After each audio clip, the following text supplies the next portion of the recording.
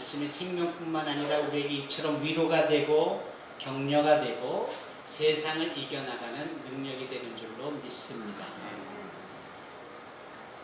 예수님께서는 늘 한 사람에 대한 절실하고도 열렬한 사랑과 관심이 많으셨던 분이세요.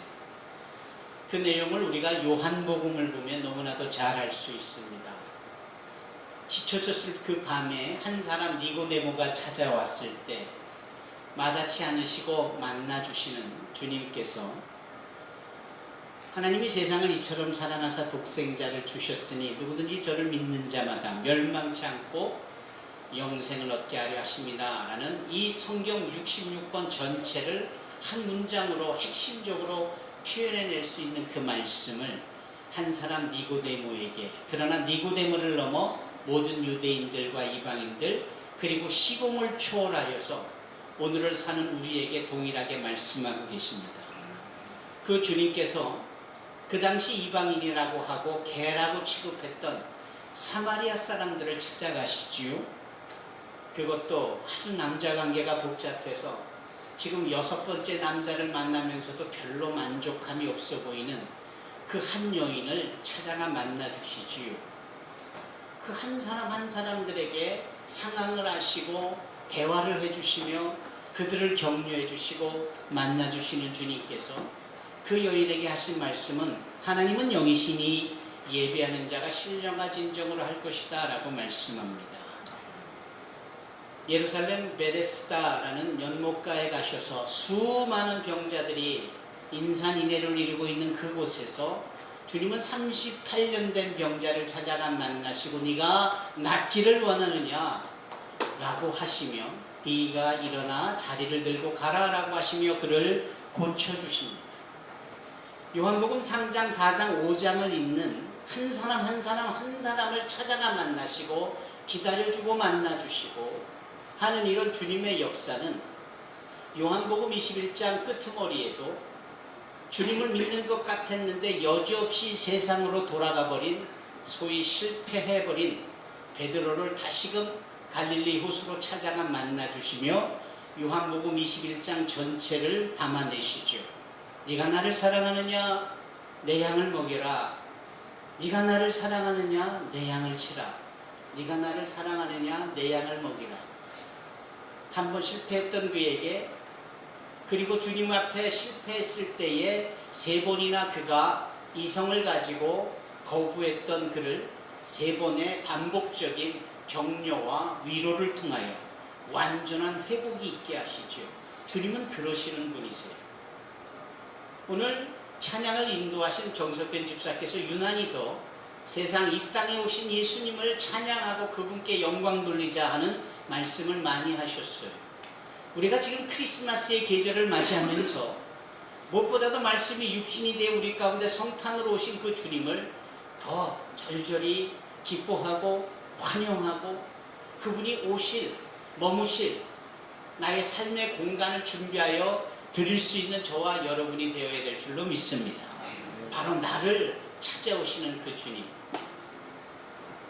우리가 지난주에 말씀 마태복음 8장 끄트머리에 보니 예수님께서 그 갈릴리 바다를 지나시며 갑자기 불어닥친 이 바람을 꾸짖으시고 그 결과물로 흉흉에 떠오르는 이 바다에게 명령하여 잠잠해라, 고요해라, 질서를 잡아주셨던 그분이 거기서 끝이 아니라 배 내리시자마자 소위 가다라 지방에 가셔서 귀신 들린 자를 고쳐주십니다. 그 귀신 들린 자가 보통 심각한 상황이 아니었는데 그에게 주님께서 귀신을 내어 쫓아주신 것뿐만 아니라 그에게 삶의 지혜를 하나 던져주시죠. 그것이 무엇이었습니까? 그는 귀신이 떠나가고 치료함을 받았을 때 예수를 따르고자 원했지만 예수님은 도리어 당신을 따르는 것보다 집으로 돌아가 그동안 가정에게 하지 못했던 인간적 도리를 다 하는 것. 그게 예수님 당신을 따르는 사람들로서 마땅히 취하여야 될 신앙의 기본임을 말씀하셨습니다. 예수님께는 교회보다 가정이 더 중요합니다. 사랑하는 성도 여러분, 우리가 주님의 몸된 교회를 사랑하면 사랑할수록 교회보다 먼저 우리에게 가정을 허락하신 그 주님의 뜻에 부합하여서 가정에 충실해야 되고, 부부의 관계가 금술과 더불어 돈독해야 되고, 부모와 자녀들 사이에 대화가 소통이 늘 있으며, 밥상머리 교육이든 침상머리 교육이든 늘 부모가 자녀들에 대한 신앙의 교육을 감당해야 합니다. 그래서 하나님께서는 모세를 통하여 이스라엘 백성들에게 소위 신명기 6장 말씀을 통하여 들으라 이스라엘이여 쉐마이 이스라엘이 이렇게 말씀하시며, 부모가 자녀들에게, 그 자녀를 넘어 자손들에게 신앙의 교육을 할 것에 대하여 명령하신 겁니다. 이자는 그것이 없었어요. 집을 떠난 지 오래였고 무덤가에서 귀신이 들려 소위 정신 이상과 같은 비상식적인 삶을 살면서 옷을 벗어 제끼고 고래고래 소리를 지르고 지나가는 사람을 해코지하고, 사람들이 달려들어 쇠사슬로 묶어놔도 이상한 힘을 발휘하여서 그것을 끊쳐내고, 사람들이 두려워하며 그를 피하게 되어지는 존재까지 되어졌을 때, 그가 가정에서 행할 도리를 못한 건 너무나도 당연하겠죠. 주님께서는 그걸 먼저 하라고 말씀합니다. 여러분, 우리가 가정에 충실한 자들 되어져야 되고, 가족끼리 서로 화목할 수 있는 자들이 되어야 합니다.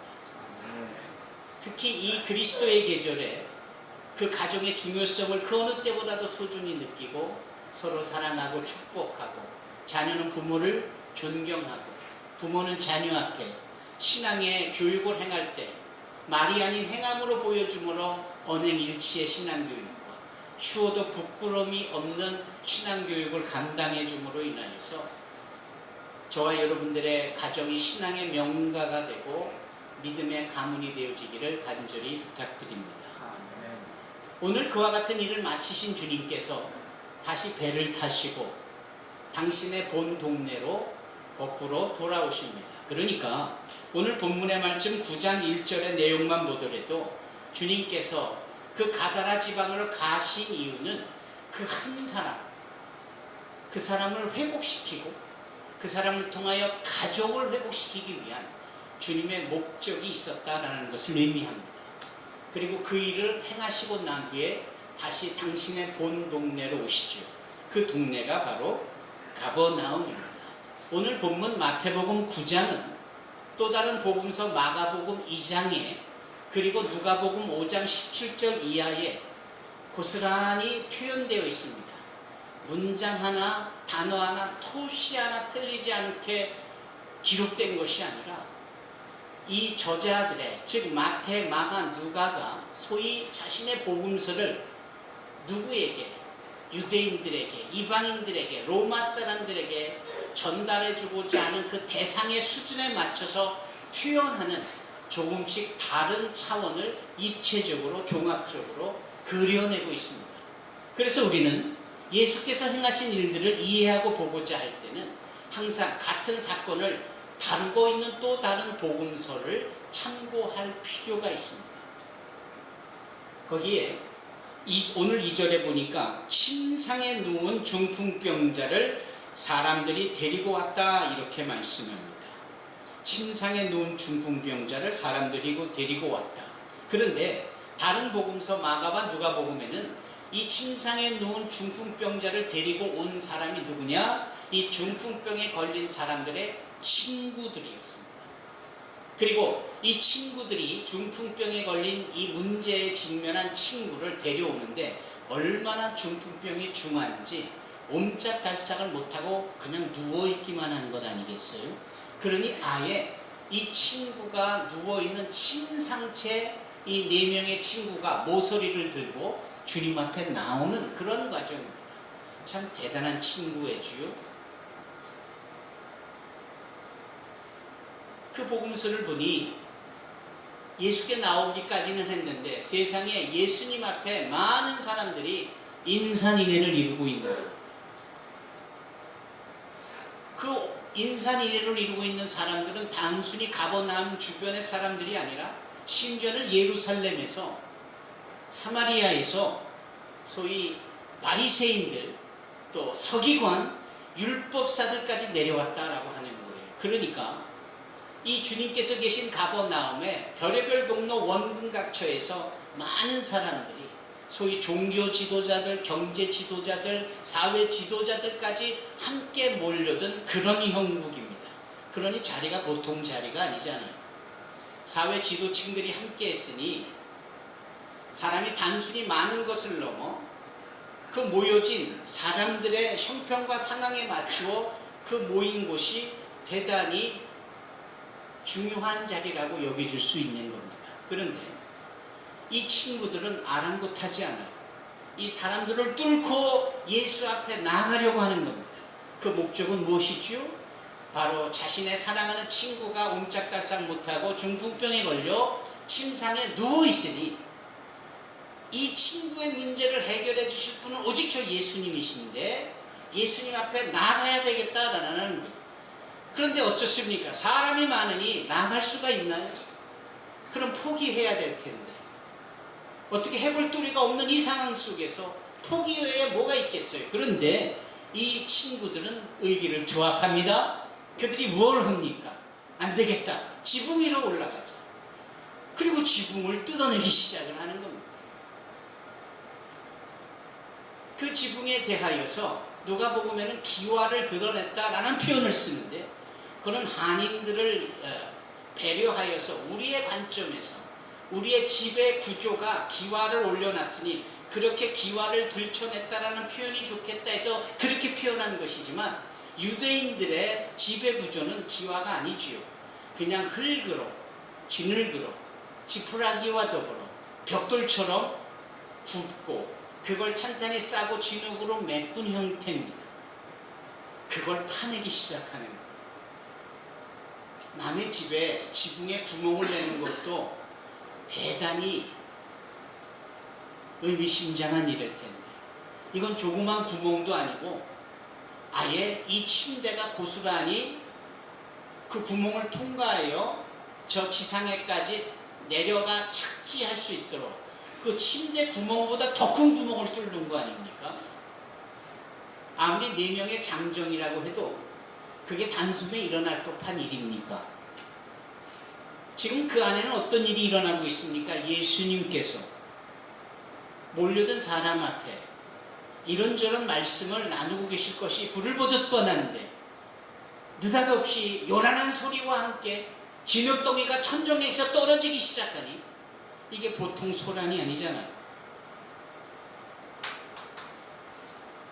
무모하리만치 이 청년들은, 이 친구들은 구멍을 뚫기 시작하는 거예요. 아마 10분, 15분, 30분은 좋게 걸렸을 겁니다. 그런데도 세복음서 어디에도 사람들이 그것을 말렸다라는 표현이 없더군요. 아마 그것은 수많은 사람들이 몰려있는 것이 분명한데 그 한 자리에 서서 말씀하셨던 예수님께서 가만히 말씀을 멈추시고 구멍이 뚫어지고 있고 진흙덩이가 떨어지고 있고 먼지 구름이 뽀얗게 일어난 그 상황에서도 당신 또한 미동하지 않고 그것을 주시하고 있고 침묵하시는 가운데 기다리듯 서 계신 것이 분명했습니다. 그러니 사람들이 그 부분에 대해서 왈가왈부할 게 뭐가 있어요? 예수님처럼 기다릴 수밖에. 침대가 내려옵니다. 바로 그럴 때 오늘 본문의 말씀에는 너무 간단하게 이야기를 하지요. 침상에 누운 중풍병자를 사람들이 데리고 오거늘 예수께서 그들의 믿음을 보시고 중풍병자에게 이르시되 작은 자야 안심하라 네 죄 사함을 받았느니라 이렇게 말씀하셨다라는 거예요. 상황에 대한 주님의 말씀의 이어짐입니다. 그러면 궁금한 것이 하나 있습니다. 구약성경 에스겔서를 보면 에스겔서 14장에 보면 에스겔 선지자는 당대에 의롭다라고 여겨지는 의인 3사람의 이름을 언급합니다. 그 첫째 이름이 욥입니다. 둘째 이름이 노아입니다. 셋째 이름이 다니엘입니다. 누구나 알 법한 이름이요. 이 세 사람은 당대 최고의 의인이라고 인정을 받는 사람들이에요. 노아, 다니엘, 욥. 그런데 에스겔이 이렇게 말하는 것이 아닙니까? 이 세 사람이 아무리 자기네들이 의롭다 할지라도 자기들만 구원하리라. 이 말씀을 바꿔 말하면 아무리 믿음이 좋아도 아무리 의로워도 그 의와 믿음의 결과물로 남을 구원할 수는 없다, 이런 뜻입니다. 즉 구원의 문제는 본인 스스로가 해결을 해야 될 일이지 남이 대선할 일이 아니다, 이런 뜻이기도 합니다. 그거를 에스겔서 14장에 보면 계속해서 반복적으로 크게 2번 반복하지만 그 2번 반복된 내용을 해설하듯이 여러 번 강조하며 말하고 있습니다. 다니엘, 욥, 노아가 의인이라 할지라도 자기의 의로 자기밖에 구원을 얻지 못하리라. 그러니까 남의 믿음이나 남의 신앙의 곁다리로 아니면 남의 신앙에 내가 뭔가 의지가 되어져서 그렇게 구원의 자리에도 설 수 있겠구나 라고 생각할 수 없는 거죠. 그런데 오늘 본문에 보면 그것이 완전히 뒤집어지고 정반대 180도가 되는 겁니다. 뭐냐면 이 문제가 있는 자는 고스란히 문제를 피하지 못한 채 옴짝달싹 못하고만 있는 그러한 상황인데 이 무모해 보이는 이 친구들 4명이 역사를 이루어내는 거예요. 비상식적인 이런 행동을 통해서도 주저하지 않는 이 4명의 열심 있는 행동이 결국은 친구를 구원해내는 겁니다.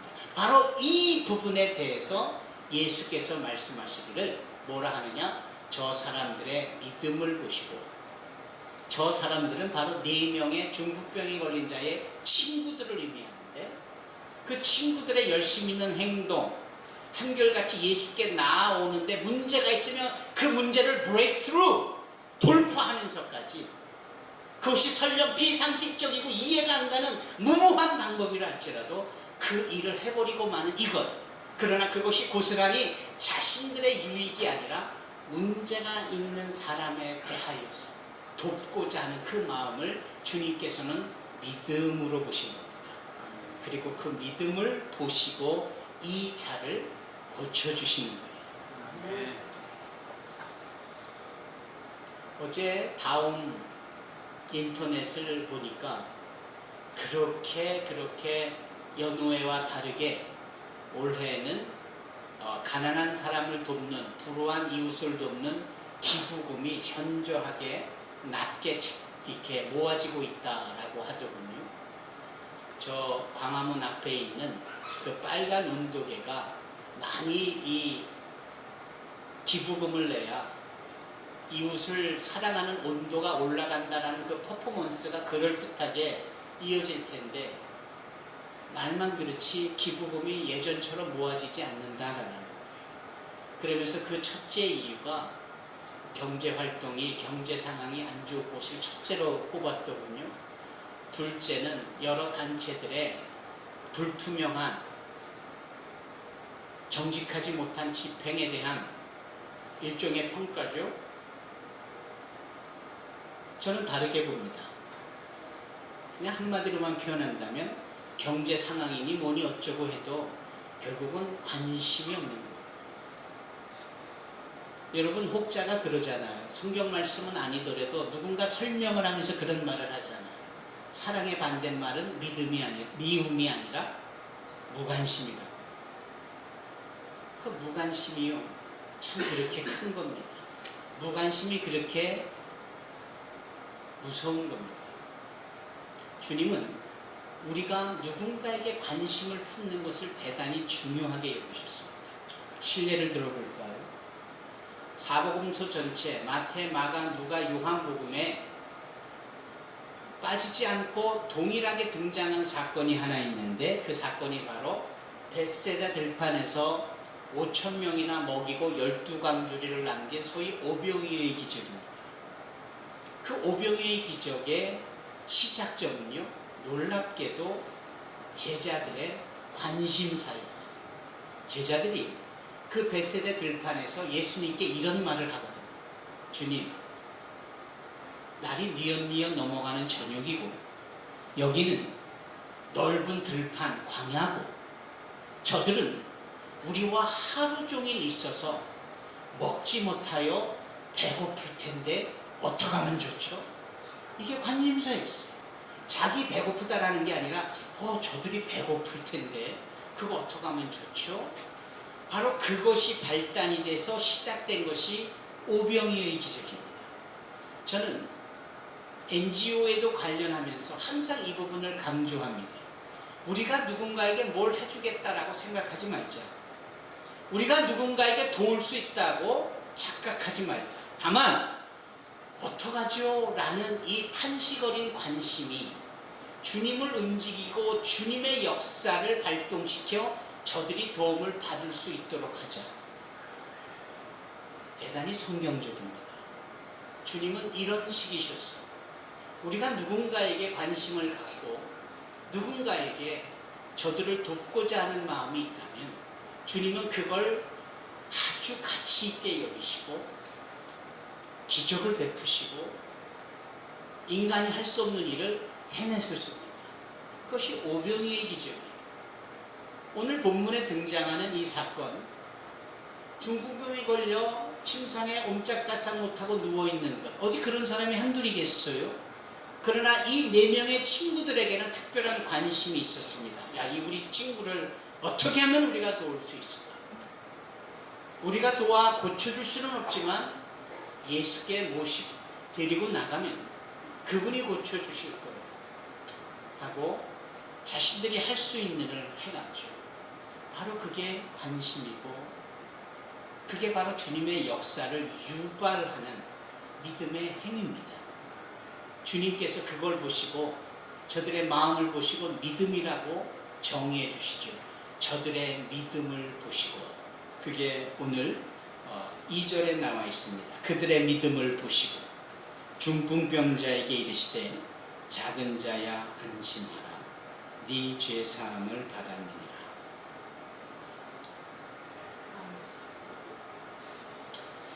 오늘 제가 여러분들과 함께 나누고 싶었던 말씀은 사실은 이 본문 말씀에 죄 사함을 받았느니라. 그 죄에 대해서 좀 다루려고 했습니다만 주님께서 관심이라는 단어로 주제를 바꾸시고 여러분들과 이 말씀에서 그 관심을 가져라라는 감동으로 대신하게 했습니다. 여러분, 믿음을 가지고 오늘 대표 기도자의 기도처럼 우리 주변의 사람들, 어려운 사람들, 이웃들에게 관심을 가지십시다. 그리고 여러분 스스로에 대한 관심도 품어내므로 주님께서 고쳐주시고 주님께서 해결해 주시는 그 귀한 응답을 받아 누리시기를 주님의 이름으로 부탁드립니다. 아멘. 기도하겠습니다. 거룩하시고